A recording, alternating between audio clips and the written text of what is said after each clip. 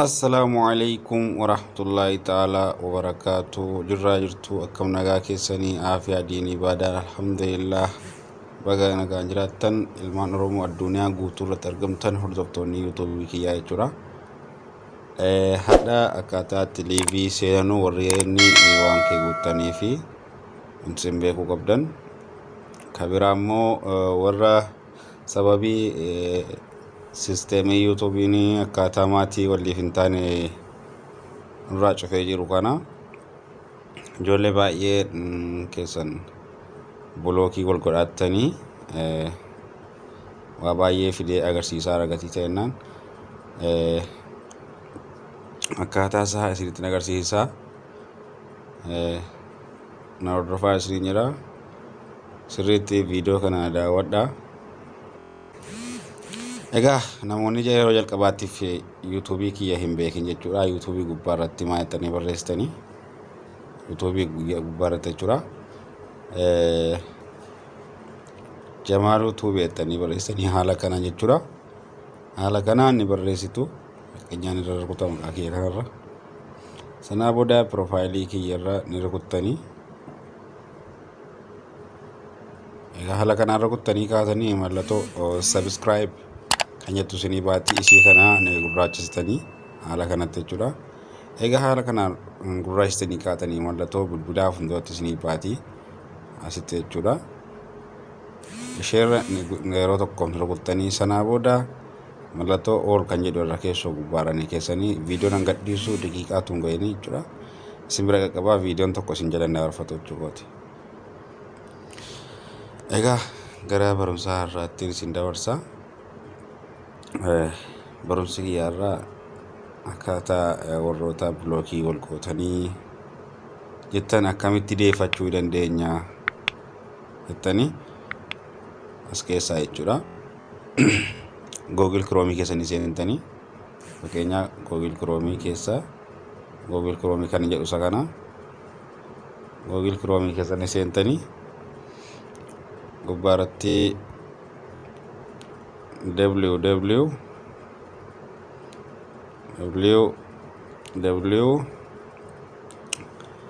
jettanii kaatanii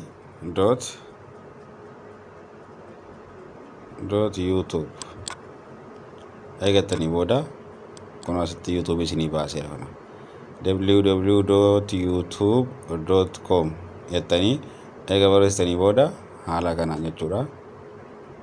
Eega barreessanii booda kun YouTube jalleetti isinii baaseera kanatti rukuttanii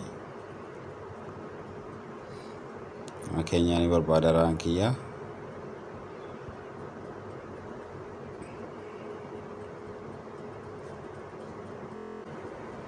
eega haala kanaan isinii fidee YouTube kunoodha. YouTube normaali isinii banaa gubbaa irratti asirratti jechuudha. Tuqaa sadeen kana rukuttanii tuqaa sadeen kana eega rukuttanii booda desktop size kan jettu jirti. Ishee kana irra jechuudha raayitiitti kennitanii haala kanatti jechuudha. Amma raayitiitti kenneera. Eega haala kanaan raayitiitti kennitanii booda profaayilii keessan gubbaarra ni seentanii profaayilii keessan gubbaarra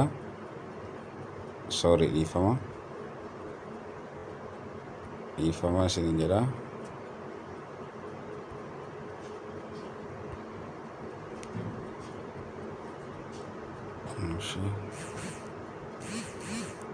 Dhiifama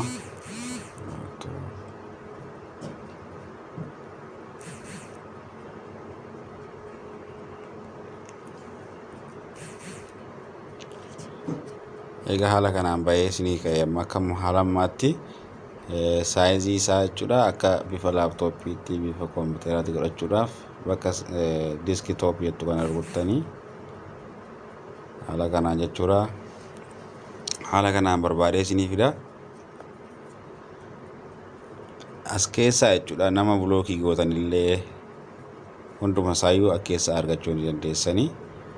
Sanaa booda bakka profaayilii keessan gubbaa asirra jirtu kana profaayilii suuraa keessanii jirturra yeroo tokkoof rukuttanii sanaan booda isinitti mul'ata jedhee yaada. Bakka kunoo ni agarta jedhee yaada. YouTube Studio bakka yeroo kana rukuttanii YouTube Studio bakka jedhu egaa rukuttanii booda barbaadee isinii bida.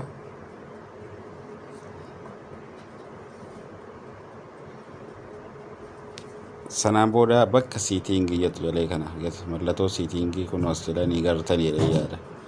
Siitingii jechuudha. Bakka kana eega ilaaltattanii achitti eega siitingii eega rukuttanii siitingii amma ni rukutaa. Haala kanaan isinii baasa.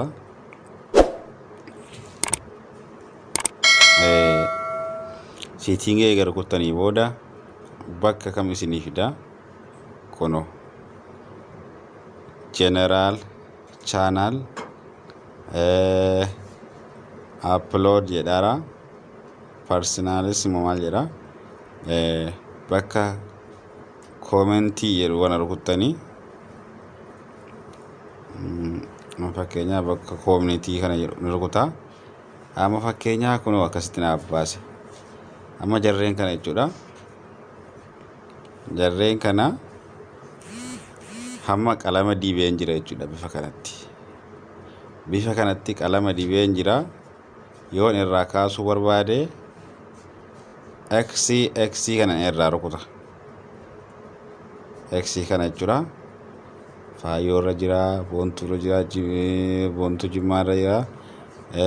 Ammas immoo Oromoo online irra jira. Kana jechuudha as keessatti nama bulookii gootan illee as keessaa argattanii.